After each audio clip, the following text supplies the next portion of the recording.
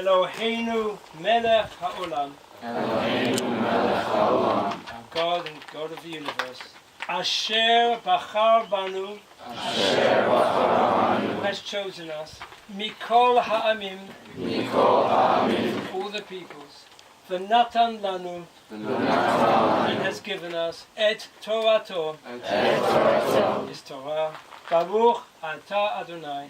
Baruch atah Adonai. Noten haTorah. Noten haTorah. Blessed are you, O God, who has given us this Torah. Thank you very much. Please sit down. And now I think that I have said enough. Now it's time to hear you. I hope that you have something to say. We're not going to talk about your name specifically now. That we're going to do later. But if you want to mention it, you can. I'm going to call on Melissa first. Are you here, Melissa? Melissa. Hmm? No. No, let's move along. Alison? Mm-hmm. The floor is yours. My bat mitzvah was one of the happiest days of my life a few years ago, and my mother never got to have a bat mitzvah, and she's not doing so great right now. She's really sick, and I hope this brings her happiness, so this is an honor.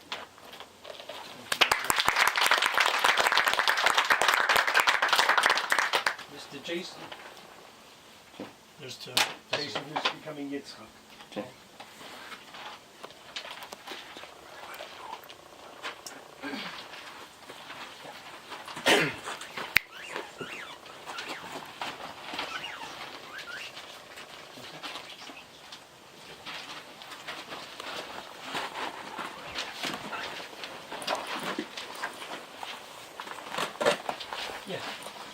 So I wasn't brought up very religious. My family was not very religious, and sadly I've actually never been.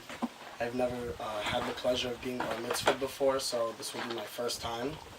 I'm very happy and proud to be bar mitzvahed today, under the circumstances, on top of the Masada here.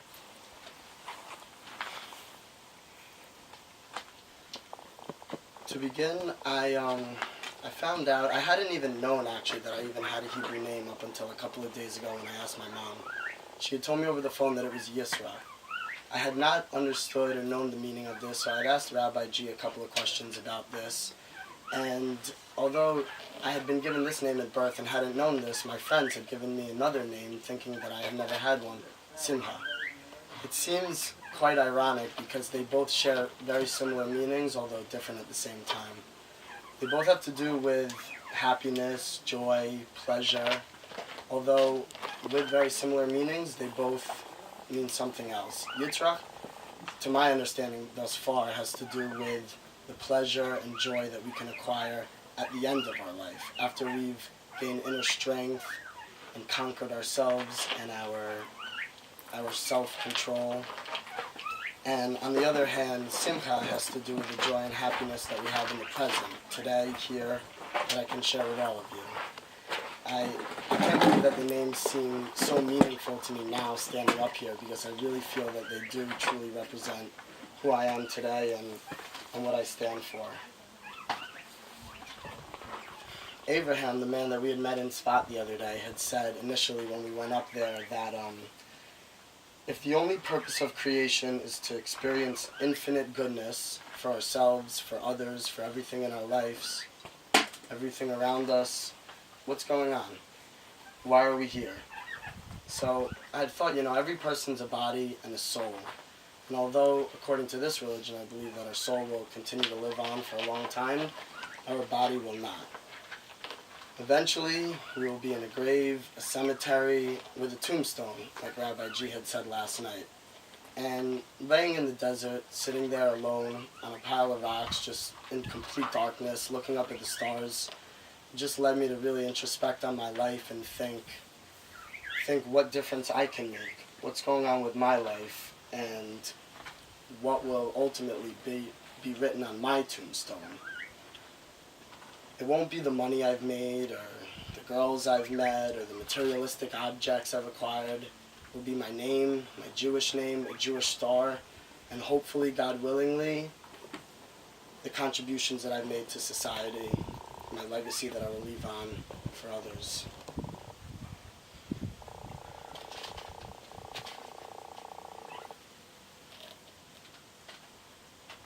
So I began to wonder, how can I make a difference? What's my calling? Why am I here on earth? And after laying there and thinking about it for quite some time, I really did feel like I began to make an inner connection with myself on a deeper level. And I felt that the importance of this, once I can fully become conscious of myself and aware, I can better help others in this world. And I believe that that's why I'm here. That's my true calling, to help others. And I've never felt more connected with myself and everyone else more than right now, here today on top of the Masada. And it's just an extremely powerful feeling. Thank you.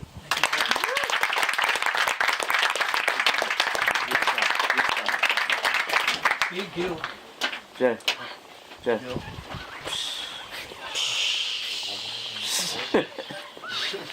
Well, there's no way I'm gonna match that.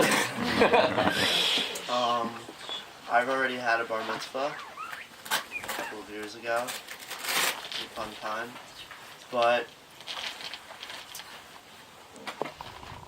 I guess what I could say about that is that I remember just feeling really pressured to like learn all of my parsha and stuff, and just being forced to like have to read that and learn it, and deadlines, restrictions. And I feel like this is a lot better than that, because there's nothing like that. It's just you coming up here and saying how you feel. And I really feel like you can't really say anything wrong up here, and I really appreciate the opportunity to be able to do this in front of all of you, whom I've grown to love in these past couple days. And yeah, that's about all I have to say.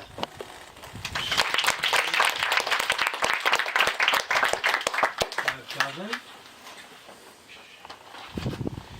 This is my first time being bar mitzvah. I just want to say a few things that I think about Jewish people in general. I feel like there's two things that define us really, and a few of those things are being perseverant and doing the right thing. And what I mean by perseverance is never giving up, because for thousands of years we've been persecuted and been kicked out of our homeland, and we never gave up. And I feel like that's just a sign of strength and unity. And no matter what people do to us, we'll always be strong. And also, a person that was really close to me used to always tell me to do the right thing and do good things. And well, recently, like a few months ago, my dad passed away, and it's been really tough. And I was always wondering, what am I going to do after? Because that's the guy that he raised me and he taught me so many things. And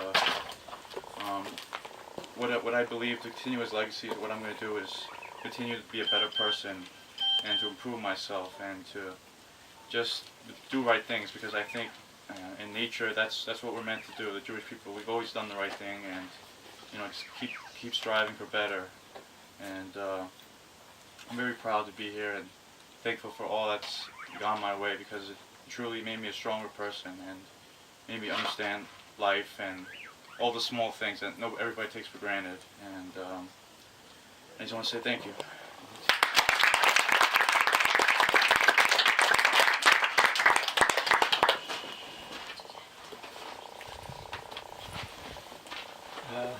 Liana?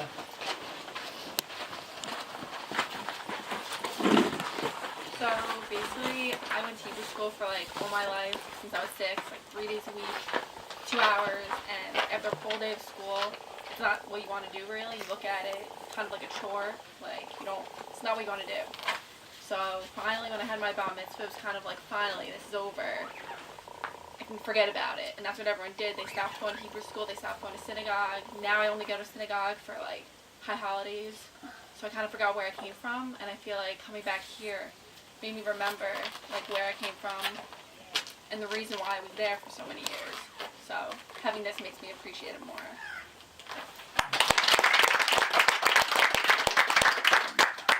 Mike? Is there a mic in the house? Where's Mike? No, okay, fair Where's enough. Mike? Ryan? It's not going. So on day one, when we were meeting in the airport, Rabbi said, "You're gonna go to Israel. When you come back, you're probably not gonna have a beard like mine, but hopefully you do bring back something meaningful." You can see I'm still working on my beard, but I have made something. I have made a connection that I do feel that I want to share with you guys. Growing up, I always went to Hebrew school. I was bar mitzvahed. However, it was always meaningless. I did it because I had to. My mom forced me to go, and it was kind of just part of the routine. I never had an understanding for it. I learned the prayers, but I never knew what they meant. So it was kind of just like I had to do it, so I did it. Coming here has really taught me that there's more behind that. And when I went to the wall last week, when we were all there, I wasn't even sure if I was going to go up and touch it or say anything. So, I don't know what got worked up inside of me, but I did. I went over and I started thinking in my head, like, what would I be saying if there was something up there listening? Like, what would I say? So, I went through, I asked for a couple things, I tried speaking to a couple people, and, it was very, very powerful. That was the first time in my entire life that I ever thought that, maybe there is really something or someone listening up there. So that really blew my mind and changed my entire perspective on the whole religion, really. And, I don't know if when I go back to the States if I'll say that I'll really get meaning from reading out of the books or anything, but what this has taught me is that there really is something, you do have a connection with God or that thing up there, and you don't have to just read out of a book like millions of people do. I think the religion really comes from your heart, and you really get more out of saying what you're feeling. So. Thank you for sharing.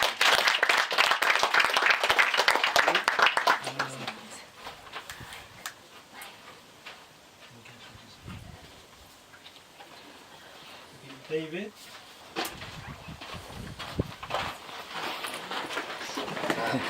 Good girl. So, right before I came here, literally the day before, I was watching a bunch of home videos of myself, and some of them were really funny, like me naked in the bathtub. A couple other ones, like me having my first temper tantrum. Then I also, I saw a bunch of videos of me and my whole entire family at different holidays, like Passover Seder and Rosh Hashanah dinner and all that kind of stuff. And I haven't had one of those with my whole entire family in years. And recently, a year and a half ago, my parents got divorced.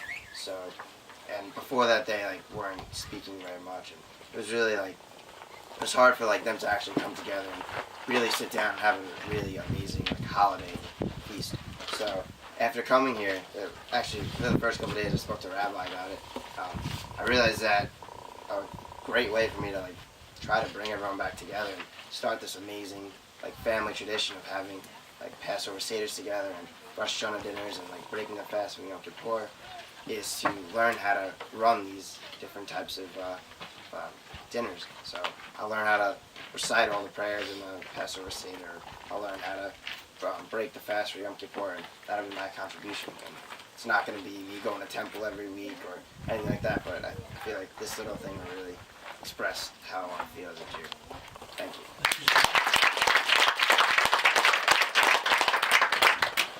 Jessica?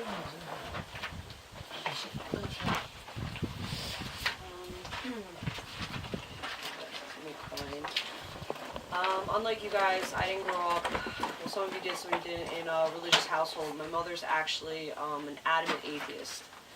The word God, the word religion, synagogue, shul was never mentioned in my house. The experience I have with Judaism is the first 5 years of my life I was raised with my grandparents, and my grandparents happened to come from an Orthodox household. So the first 5 years of my life, you're a kid, you're developing, I used to see my grandfather doing prayers and tefillin and reading Hebrew, and we celebrated holidays, and suddenly I moved out of my grandparents' house and all of that was lost. And I remember at 6 years old begging my mother, teach me Hebrew, teach me Hebrew, teach me Hebrew, and she's like, no, what do you know, and everything was pushed aside, and at 13 years old, I knew one other Jewish kid. I grew up in a non-Jewish neighborhood, and he wasn't even really from the same town. I just knew him, and I went to his bat mitzvah. And I remember hearing the prayers and like eating the challah bread, and everything just hit me. And I said to my mother, I said, why am I not going to Sunday school? Why am I not having this? And she said, because. There was never a straight answer. So as I got older, you know, I kind of forgot about Judaism, and I searched for religion and Catholicism and Christianity, and I studied it for years. And from pressure from, you know, other families and people I was dating, they pushed me towards Christianity. And about a week before I was supposed to get baptized, and it never felt right to me, and there was never a piece of me that fell in love with this. Birthright came up. And Birthright was right there, and I said, you know what, I'm like, before I do this, let me just see if I could get on a Birthright trip. So what are the chances? I probably won't get accepted, let me just see. And from there, it was like a whirlwind. I was fortunate enough to meet Rabbi and his wife. I had my first Shabbat. I started learning about Judaism. And even after learning a little bit more about Judaism, for 3 months before this trip, I cried every day. I was working from 9 a.m. to 4 a.m. in the morning, 3 jobs. I was exhausted, and every morning I woke up and I said, I'm working so I can go to Birthright. I have to go on this trip. I have to go on this trip. And my fiance's family was like, you're crazy. They're like, you're going to die there. The Middle East is horrible. Why would you want to learn about Judaism? I had a family member tell me that if I was to deny Christ, the Father, and, you know, the Son of God, I was going to burn in hell. And to turn back to Judaism made me a sinner, screaming this at me and telling me that I was a horrible person. And I almost didn't come on Birthright, and the night before Birthright, we were supposed to go to the airport. I'm crying on my couch in absolute tears, and I'm like, I'm not going to go, I'll just bite it, I'll pay the money, I'll just work hard, I'll pay for it. And the TV's on in the background, and I've never seen this in my life. A commercial for touring Israel comes on. Out of nowhere. I've never seen a commercial to tour Israel, to come visit Israel in my life. And as I'm sitting there crying, this commercial comes on. It says, come visit Israel. And there's pictures and images of Israel. And at that moment, I knew I had to go. I've never had a bar mitzvah, and this country has meant more to me than anything. You guys, you know, you guys are going to go back home. I don't feel like I'm going back home. I feel like I'm going back to New York. This trip has meant more to me than anything, and I feel that everything I was ever possibly looking for in my life has been found in this culture and in this religion.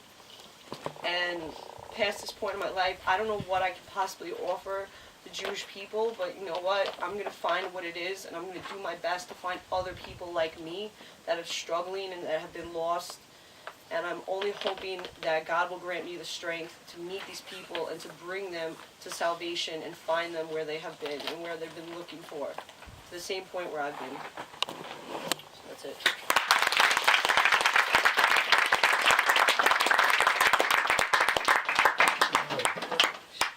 Well, Lauren.